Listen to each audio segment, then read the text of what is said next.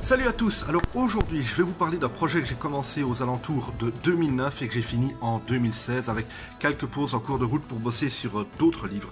Donc c'est une trilogie d'Heroic Fantasy très orientée sur la culture celtique. Il y a donc 3 tomes mais aussi une version intégrale disponible, histoire que certains critiques littéraires ne lisent pas le tome 1 puis le tome 3 sans passer par le tome 2 et se plaignent ensuite que l'histoire est décousue. Oui monsieur, vous vous reconnaîtrez. Donc comme je le dis, les 3 tomes, les voici. Et la version intégrale qui a déjà une grosse brique qui est disponible. Alors, quand je parle de culture celtique, je parle pas de Corrigan, d'épées magiques à l'Excalibur ou de Merlin. Je parle d'une culture guerrière, de druides qui vénèrent des dieux combattants et d'un sens de l'honneur poussant les hommes et les femmes à se battre pour un oui ou pour un non.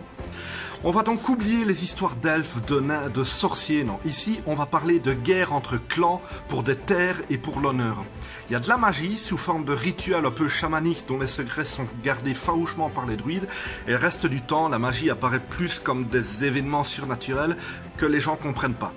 À part parfois un personnage qui va réussir à développer une grande puissance magique et qui se retrouve souvent à la place de l'antagoniste dans mes histoires.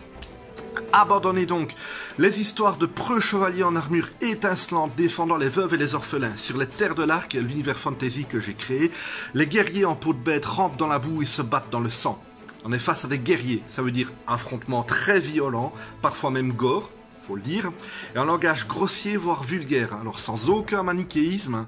Il n'y a pas des gentils et des méchants, juste des hommes et des femmes dans des camps différents. Même si j'avoue que dans le tas, il y a 1 ou 2 véritables enfoirés, faut le dire. Alors c'est pas le premier bouquin que j'ai écrit dans cet univers, mais c'est le plus ancien qui soit encore en vente aujourd'hui. Alors, aussi rude que l'hiver, de quoi ça parle? Aussi rude que l'hiver est une trilogie de fantasy guerrière se déroulant sur les terres de l'Arc. Le pays, divisé en clans parfois alliés et souvent rivaux, est sujet à un hiver excessivement rude. Les récoltes de l'été ont été très mauvaises et les animaux sauvages, proie des chasseurs, disparaissent des forêts. Certains druides ressentent une présence malsaine dans la neige qui tombe sans s'arrêter. Mais les chefs de clan ne voient qu'une seule solution pour subvenir aux besoins de leur peuple, attaquer leurs rivaux pour piller leur nourriture. Des guerres sanglantes se déclarent dans tout le pays, des hommes bien affrontent d'autres hommes bien sans savoir que la présence tapie dans l'ombre a trouvé sa proie. Mais pour survivre à l'hiver, il faut se montrer plus rude que lui. Dans Aussi rude que l'hiver, on va donc passer d'un protagoniste à l'autre, chacun se trouvant dans un lieu différent et raconte une histoire différente, sans savoir qu'au final, tous leurs destins vont se lier.